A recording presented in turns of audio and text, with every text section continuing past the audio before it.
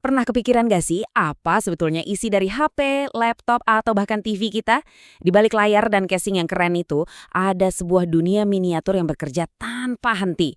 Hari ini kita bakal bongkar rahasia dari balok-balok pembangun paling dasar di dunia digital itu. Kalau kita lihat papan sirkuit kayak gini, kelihatannya ribet banget ya.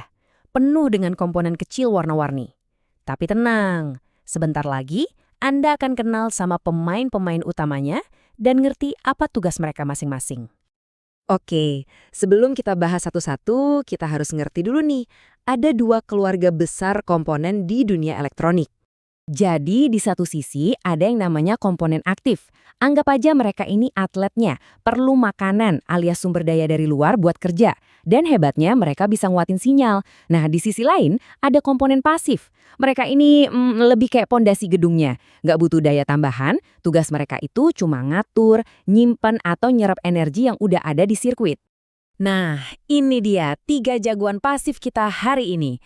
Ada resistor, si penghambat arus, terus kapasitor, si penyimpan muatan. Dan yang terakhir, induktor, si penyimpan energi magnet. Kelihatannya sepele ya, tapi 3 serangkai inilah yang bikin semua gawai kita bisa jalan. Yuk, kita mulai dari yang paling sering kita temui, resistor. Bayangin deh, kalau sirkuit itu jalan raya, nah resistor ini polisi tidurnya. Tugasnya simpel, ngendaliin laju arus listrik biar nggak ngebut.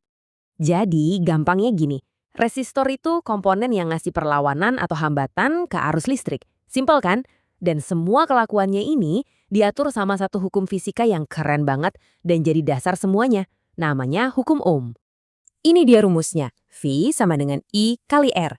Kelihatannya simpel, tapi ini benar-benar kunci dari segalanya di dunia sirkuit. Kalau kita tahu 2 dari 3 hal ini, tegangan, arus, atau hambatan, kita pasti bisa cari yang satunya lagi. Inilah bisa dibilang aturan emas di dunia elektronika. Nah, ini bagian yang seru. Gimana cara kita tahu nilai sebuah resistor? Lihat deh cincin-cincin warnanya. Ini bukan hiasan loh, ini tuh semacam kode rahasia. Buat resistor yang umum, yang punya 4 pita warna, 3 pita pertama itu ngasih tahu nilainya. Terus, pita keempat, yang biasanya emas atau perak, itu nunjukin tingkat presisinya atau toleransinya. Keren kan? Dan dari sini kita bisa lihat betapa pentingnya peran mereka. Di satu papan sirkuit aja, itu bisa ada puluhan, ratusan, bahkan ribuan resistor dengan nilai yang beda-beda. Masing-masing punya tugas spesifik buat mastiin semuanya jalan dengan harmonis. Oke, lanjut ke komponen kedua. Kalau tadi resistor itu polisi tidur, nah kapasitor ini ibaratnya tandon air super mini. Atau baterai yang bisa diisi dan dikosongin super cepat. Pernah lihat flash kamera kan? Nah, energi buat kilatan secepat itu datangnya ya dari kapasitor. Jadi tugas utama kapasitor itu ya menyimpan energi. Tapi bukan energi kimia kayak baterai biasa, melainkan dalam bentuk medan listrik. Kemampuannya buat nyimpan muatan ini disebut kapasitansi. Dan satuannya, farad. Nah, kapasitor nih unik banget. Dia kayak punya 2 kepribadian gitu. Kalau ketemu arus DC atau arus searah kayak dari baterai, dia bakal bertindak kayak tembok. Arus nggak bisa lewat. Stop. Tapi giliran ketemu arus AC, arus bolak-balik kayak dari colokan listrik, dia justru kayak ngebuka pintu lebar-lebar. Sifat pilih-pilih inilah yang bikin dia jago banget buat nyaring sinyal atau menstabilkan listrik. Sama kayak resistor, kapasitor juga ada banyak macamnya. Ada yang jenis keramik, biasanya kecil-kecil, buat sinyal frekuensi tinggi. Terus ada elektrolit yang ukurannya lebih gede, tugasnya buat filter di catu daya. Ini nih yang bikin listrik ke gawai kita jadi bersih. Ada juga tantalum yang stabil dan ringkas, makanya sering dipakai di perangkat portable. Sekarang kita sampai di komponen pasif utama yang ketiga, induktor. Kalau kapasitor tadi mainnya di medan listrik, nah induktor ini partnernya yang jago di dunia medan magnet. Induktor itu pada dasarnya cuma sebuah kumparan kawat, simple.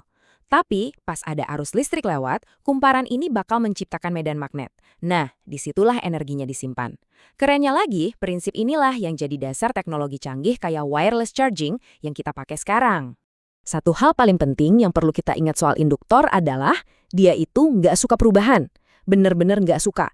Jadi, kalau arus tiba-tiba naik, dia bakal nahan. Kalau arusnya tiba-tiba turun, dia bakal berusaha mempertahankannya.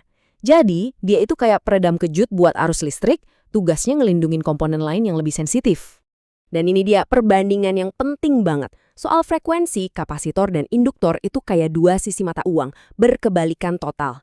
Kapasitor tuh suka banget sama frekuensi tinggi, makin gampang arusnya lewat. Sebaliknya, induktor justru benci frekuensi tinggi, dia bakal menghambatnya. Nah, perilaku yang bertolak belakang inilah yang dimanfaatin insinyur buat bikin filter, misalnya buat misahin sinyal radio atau audio. Oke, sekarang udah kenal sama ketiganya kan? Yuk kita kumpulin lagi dan kita bandingin peran mereka masing-masing. Nah, tabel ini ngerangkum semuanya dengan jelas banget. Kita bisa lihat kan, resistor tugasnya ya menghambat arus dan energinya jadi panas. Kapasitor dan induktor sama-sama nyimpan energi tapi di dunia yang beda. Satu di medan listrik, satunya lagi di medan magnet. Dan lihat deh respon mereka ke arus BC dan AC. Benar-benar beda. Tabel ini pokoknya contekan paling pas buat ngertiin perbedaan dasar mereka. Tentu aja, kehebatan mereka bukan cuma pas kerja sendiri-sendiri, tapi justru pas mereka digabungin. Mau dirangkai seri atau paralel, kombinasi mereka inilah yang bisa menciptakan fungsi-fungsi baru yang lebih canggih, kayak filter, osilator, atau timer.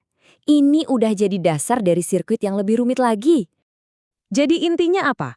Intinya, resistor, kapasitor, dan induktor itu kayak musisi di sebuah orkestra. Mereka nggak bisa main sendirian. Papan sirkuit itu panggungnya. Dan skema rangkaian itu partitur musiknya. Mereka harus kerja bareng dalam harmoni yang super presisi buat menciptakan simfoni teknologi yang kita nikmati tiap hari. Jadi, setelah kita paham soal 3 balok pembangun super fundamental ini, pertanyaannya jadi lebih seru kan? Kalau dari 3 komponen pasif yang kelihatannya sederhana ini aja kita bisa bangun fondasi seluruh dunia digital, coba bayangin rangkaian serumit dan sekeren apa lagi yang bisa kita ciptakan dari sini. Nah, itu pertanyaan buat kita pikirin sama-sama.